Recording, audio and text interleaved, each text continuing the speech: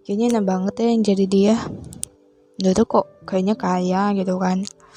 Terus dia punya uang banyak, sering pergi-pergi travel, dan dia juga sering makan-makan di restoran mewah gitu hampir tiap hari.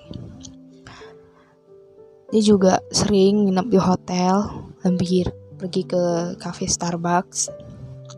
But kenapa ya dia masih sering nangis, sering menyendiri, dan sering bersedih gitu ya? Aku juga sering lihat dia itu curhat sambil nangis sama temen dekatnya, sama sahabatnya. Ginilah, kalau aku misalnya di tempat dia gitu kan, di tempat yang sekarang ini kayaknya enak gitu, aku bakal selalu bahagia, selalu ketawa, nggak kayak dia selalu murung. Karena kayaknya dia itu kaya gitu, apalagi gitu, orang banyak duit kok, kenapa sedih-sedih? Tapi woi, tunggu dulu, aku ada mau ngomong sesuatu guys. Wait, listen to me first. Kayak denger dulu ini aku ngomong.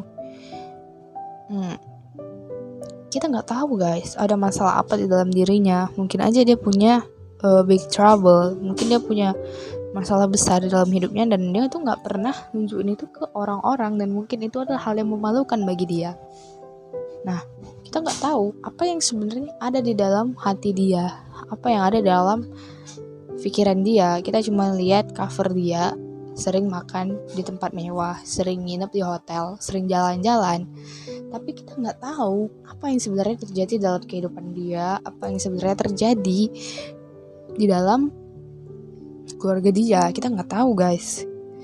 Dan bisa aja loh, sebenarnya saat dia pergi ke kafe, pergi dia nongkrong ke restoran mewah, ataupun dia lagi pergi jalan-jalan terus nginap di hotel mewah, sebenarnya bisa aja dia waktu itu kayak lagi kehilangan rumah, nggak tahu mau tinggal di mana, tapi karena ketepatan ada uangnya dia jadi pergi nginep ke hotel, nggak pun hotel mewah ya, pokoknya nggak sama orang tuanya gitu.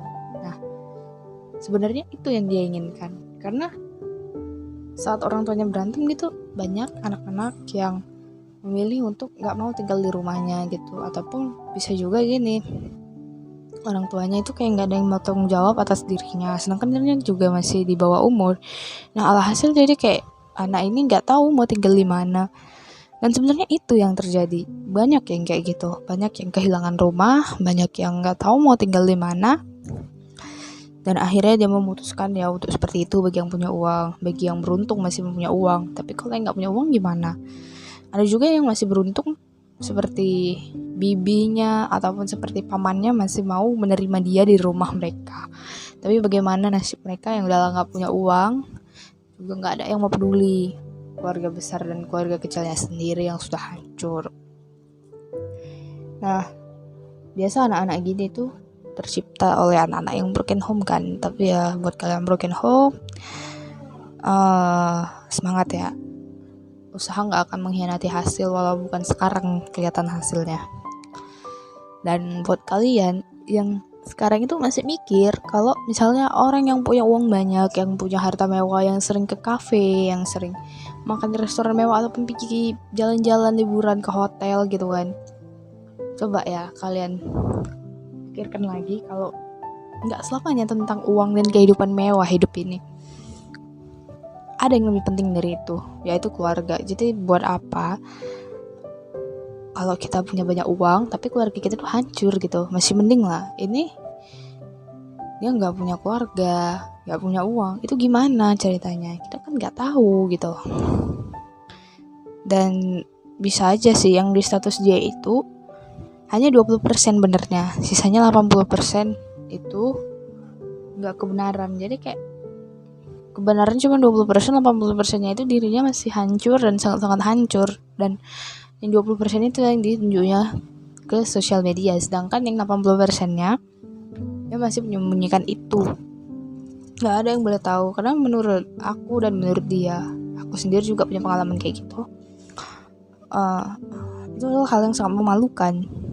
Siapa sih yang gak malu kalau orang tuanya berpisah gitu?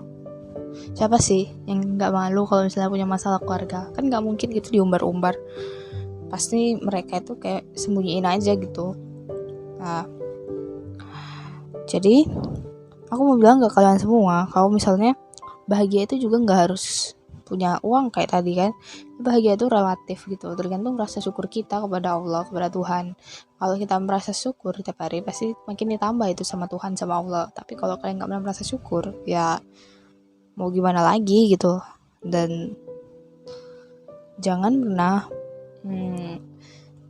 menjudge seseorang itu dari sosial media mereka doang. Jangan pernah si Anu sosial medianya selalu dipenuhi dengan status-status yang seneng, tapi kenapa di kehidupan nyata dia sedih. Kalian lihat gitu ya, karena kan yang kayak aku bilang tadi, 20% itu kesenangan, 80% kesedihan. Jadi ya tolong kalian maklumi gitu. Jangan bilang alah kamu banyak uang, alah kamu bacot, kenapa sih di sosial media ini kamu selalu nunjukin yang ini tapi di kehidupan nyata. Nah itu maksudnya deh, supaya berbagi kebahagiaan gitu, biar nggak kelihatan sedihnya itu, biar nggak kelihatan hal yang memalukan di dalam hidupnya itu. Dan kita kan nggak pernah tahu, walaupun misalnya di real life-nya kalian lihat gitu, kalian nggak pernah tahu, kita nggak pernah tahu apa yang sebenarnya di dalam dirinya itu terjadi. Sebenarnya dia juga mungkin sering terjadi peperangan batin di dalam dirinya gitu. Nah mungkin sekian podcast dari aku, semoga ini bisa memotivasi diri kalian semua. Dan mungkin kalau ada yang mau bercerita tentang hal ini ataupun hal lain, kalian bisa DM aku di Instagram aku @afresalsabila. Jangan segan-segan ya untuk bercerita sama aku. Terima kasih.